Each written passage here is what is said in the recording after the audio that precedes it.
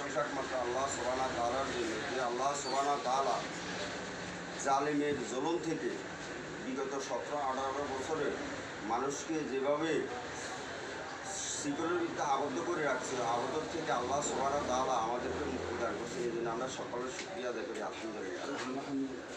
আমরা এখন মুখ খুলে আমরা কথা বলতে পারি, স্বাধীনভাবে ব্যবসা করতে পারি, স্বাধীনভাবে চলতে পারি। আগে তো আমাদেরকে একটা ইয়ের ভিতরে কথা বলার কোনো সুযোগ দেয় নাই এই জালিম সরকার। এই পেশিবাদী সরকারের বিদায়ের পর থেকে তখন আল্লাহ পাক আমাদেরকে সবাই সকলের মত প্রকাশ করার তৌফিক দিয়েছে এবং সুযোগ করে দিয়েছে। এই জন্য আমরা আবারও আলহামদুলিল্লাহ বলছি।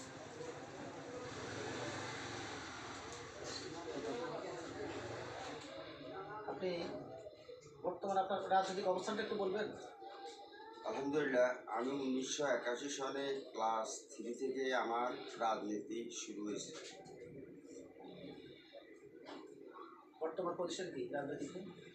আমাকে রাজনীতিতে আসার পিছনে সর্বপ্রথম অবদান আমার বাবা 19 তখন জাগদল করতে বিএনপি, জিয়া রহমানের প্রথম যে তৈরি করছে জাগদল করতে। যখন জিয়া রহমান সাহেবকে দুনিয়া থেকে শহীদ করে দেওয়া হয়েছিল, ওই শহীদের পর থেকে আমি বিএনপির সাথে সম্পৃক্ত এবং এই ছোটোকাল স্কুল জীবন থেকে শুরু করে এখন পর্যন্ত আমি বিএনপিতে আছি।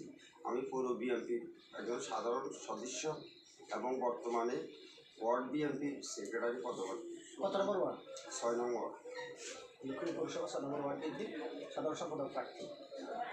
আপনার বিএনপি রাজনীতিতে আসার শুরুটা কি বলবেন? কীভাবে আসছেন? প্রথমত বলছেন বাবার উৎসাহী, বাট এছাড়া আর কারো কোনো রাজনৈতিক কোনো নেতার কোনো হাত ধরে আসছে? আমি ছোটো থাকতে আমার বাবা যেদিন জিয়া রহমান সাহেব দুনিয়া থেকে বিদায় গেছে, ওই দিন আমার বাবার অবস্থান দেখি। যখন আমার বাবা জিয়া রহমান সাহেবের মাটি দেওয়ার জন্য ঢাকার উদ্দেশ্যে রওনা হয়েছে, আমার বাবা তখন দেখছি ঢাকা যাইতে 3 দিন লাগবে, আসতে লাগছে 7 দিন সময় লাগবে। যখন 7 দিন পর বাবার জিজ্ঞাসা করে, বাবা এই জিয়া রহমান সাহেব কে ছিলেন, কেন আমাদের আত্মীয় না কি, আপনি কেন ওনার জন্য এত করছেন? তখন উনি জিয়া রহমান সাহেবের গুণগুলা আমার সামনে তুলে ধরছেন যে জিয়া রহমান উনি রণাঙ্গনের বীর যোদ্ধা ছিলেন, উনি স্বাধীনতার ঘোষণা করছেন, উনি বীর প্রতীক ছিলেন, উনি বীর উত্তম ছিলেন, উনি বহুদলীয় গণতন্ত্রের প্রবর্তক ছিলেন, উনি এই দেশের একজন সফল রাষ্ট্রনায়ক ছিলেন। আপনি একটা বিভিন্ন সভায় একটা ইয়ে থাকে যে ভারতের চেয়ারপারসন খালেদা সম্পর্কে যে এখানে একটা মানে বাংলাদেশি বাংলার মা, এই ব্যাপারটা আপনি কোন সময় এই ইয়েটা আপনি বলে দিয়েছেন? দেখুন, আওয়ামী লীগ 1971 সাল থেকে আওয়ামী লীগকে মানুষ বিশ্বাস করি, যখন তারা নির্বাচিত হয়ে আসছে তখন এই দেশে তারা মানুষের এই বিশ্বাসে মর্যাদা না দিয়ে তারা একতরফা একদলীয় বাকশাল কায়েম করছে। যখন এই বাকশাল কায়েমের দ্বারা সমস্ত দলগুলোকে তারা নিষ্ক্রিয় করে বন্ধ করে দিচ্ছে। তাদের স্লোগান ছিল এক নেতার এক দেশ, বঙ্গবন্ধুর বাংলাদেশ। এই বঙ্গবন্ধুর বাংলাদেশে হাইলাইট করতে যায় বহু দলের বহু মতামত সব ধ্বংস করে দিচ্ছে। এই জন্য তাদের 15 আগস্টে তাদের সেই পরাজয়ের ঘাতকের মতো তাদের সেই পরাজয়ের কারণে আল্লাহ সুবহানাহু ওয়া তাআলা আবার শহীদ জিয়া রহমান সাহেবের নেতৃত্বে এই দেশ গড়ার একজন বিশ্বাসী যোগ্যতা সম্পূর্ণ লোক দিয়ে আবার এই দেশে গড়ার যে সুফল মানুষের মাঝে আসছে, এটা খালেদা জিয়া রহমান সাহেবের শহীদের পরে খালেদা জিয়া ওটাকে ধরে রাখছে বিভিন্ন কারণে।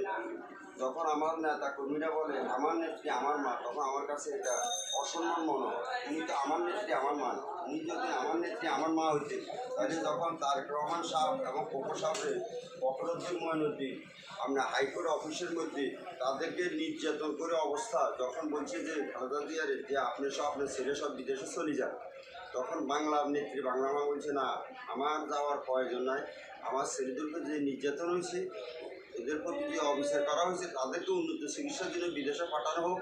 আমি এই দেশে আমার চিকিৎসা এই দেশে হবে, আমি এই দেশের মানুষের পাশে থাকবো, এই দেশের মানুষকে নিয়ে আমি থাকবো, আমি এই দেশ ছেড়ে যাবো। আর উনি না যাওয়ার কারণে, ওনার এই অবদানের কারণে বিশ্বাসঘাতক পেশিবাদী শেখ হাসিনা ওনার অবদানের কারণে সে প্রধানমন্ত্রী হতে পারছে, কিন্তু সে আজ অস্বীকার করতেছে। বিষয় হচ্ছে যে আমাদের ছাত্র জনতা যে বিপ্লব, এই 5 আগস্টের সেই নতুন সরকারের পতন এবং নতুন অন্তর্বর্তী সরকারের আবির্ভাব, এ সম্পর্কে আপনার একটু মূল্যবান কিছু কথা যদি বলা যায়। দেখো, এই বিপ্লবটা ছাত্র জনতার মাধ্যমে আল্লাহ পাক এটারে কামিয়ে রেখেছে, কথা সত্য থেকে। এই বিপ্লব শুরু হয়ে গেছে 111-এর পর থেকে, আওয়ামী বেশিরভাগই আসার পর থেকে বিএনপি, জামাত সহ আওয়ামী পন্থীরা সকল মতবাদের ওলামা হজরত সকলেই চাইতেছে যে এই জালিমের হাত থেকে বাঁচাতে। অনেকভাবে নির্যাতিত হয়েছে, অনেক ঘুম হয়েছে, অনেক ঘুম হয়েছে। সকলে দিলের ভিতরে যে তামান্না ছিল যে কতক্ষণে এই জালিম ধ্বংস হইবে, জালিম এই দেশ থেকে যাইব, এটা সকলের ইচ্ছা ছিল। তো আল্লাহ পাক ছাত্র জনতা ভূমিকার মাধ্যমে এটারে বিস্ফোরণ ঘটায়, তারে বিচ্যুতি করে যাইতে বাধ্য করছে। এটা তাদের অবদান। তারা আমরা এখন বয়স্ক মানুষ, আমরা যেভাবে তারা যেভাবে সবাই সামনে আসি দাঁড়াইতে পারে, বুক খুলেই রাস্তা নামতে পারে, আমরা কিছু নয়। কিন্তু কারণ এখানে সকল দলের সকল পেশার মানুষের ইচ্ছা বই প্রকাশ ছিল, যে সকলের সহযোগিতা ছিল। হ্যাঁ, ছাত্র জনতার মাধ্যমে তাদের তো অবশ্যই তাদের করণীয় বেশি ছিল, তাদের চেষ্টা, তাদের মধ্যে সবচেয়ে বেশি শহীদ হয়েছে, কিন্তু তাদের অবদান অবশ্যই আছে। এবং এই অবদান সারা জীবন যতদিন বাংলাদেশ থাকে তাদের অবদানের কথা সকলে খেয়াল রাখবে ইনশাআল্লাহ। অন্তর্বর্তী সরকার গঠনের পরে অলরেডি প্রায় 6 মাস চলে গেছে। আপনার মতে বা আপনার দৃষ্টিতে কতদিনের মধ্যে নির্বাচন হওয়াটা যৌক্তিক? দেখুন জাতীয় নির্বাচন।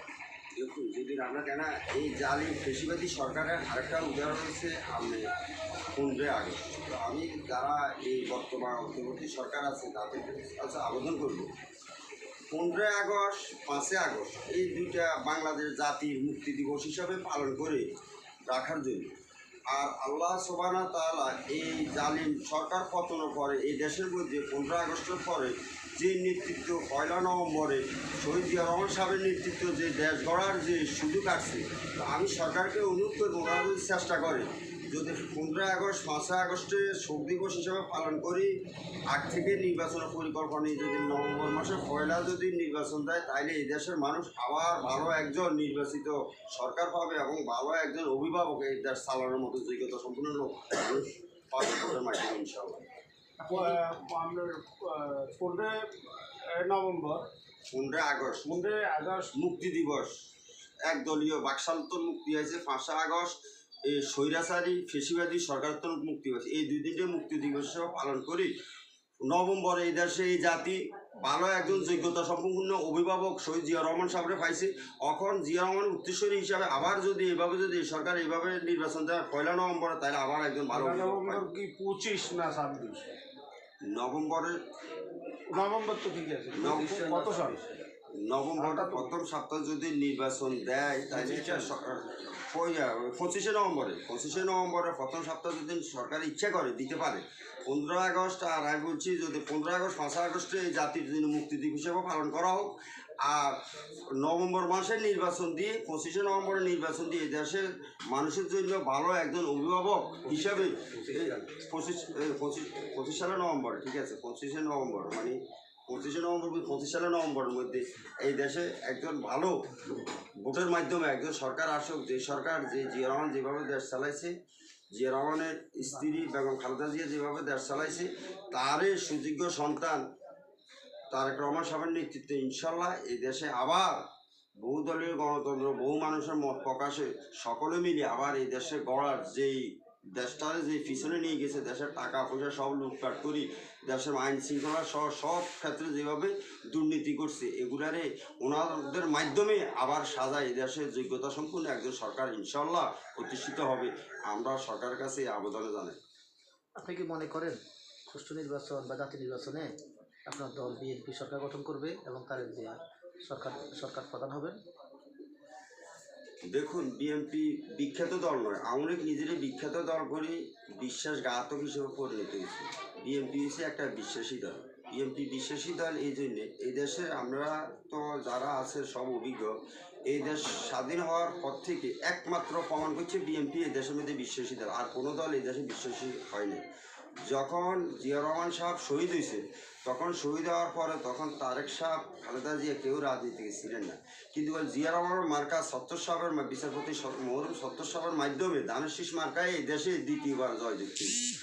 আর এই দেশের যতবার ভোট হয়েছে আপনি দেখেন আওয়ামী লীগের মানুষের প্রথম বিশ্বাস করে যে ঠকছে আওয়ামী লীগ আর কোনোবার নির্বাচনে ভোটের মাধ্যমে আসতে পারবে 96 আওয়ামী লীগ যে এইভাবে নির্বাচিত হয়ে আছে কিন্তু তারা এইভাবে তখন মখা আলমগীরের নেতৃত্বে সচিবালয়ের সচিব প্রশাসক জেলা প্রশাসক এসপি ডিসি আমরা চোখের সামনে আমি পৌরসভার সামনে জনতার আদালতে আওয়ামী লীগের তারা পদার্থ কর্মচারী হইয়া আওয়ামী লীগের লগে এক যুগে এক সুরে তারা এরকম সরকার পতন আন্দোলন করি তারপরেও ওই বছরও তখন এই জামাত শিবিরও এই আওয়ামী লীগের সাথে জোট বাঁধি কেয়ারটেকার সরকারের দাবি জানায় বিএনপির একতরফাভাবে বিএনপির ঠগানোর জন্য সকল ষড়যন্ত্র করিও বিএনপি 116 সিটে বিরোধী দল হয়েছে তো বিএনপি এই দেশে জনমানুষের দল বিশ্বাসী দল যদি জানি নির্বাচনও আমি আশা করি ইনশাল্লাহ বিপুল ভোটে বিএনপি জয়যুক্ত করবে এবং তারেক জিয়ার নেতৃত্বে এই দেশ জিয়া রহমান যেভাবে সাজাইছে তারেক জিয়ার নেতৃত্বে ইনশাল্লাহ এই দেশ সেভাবে সাজানো হবে।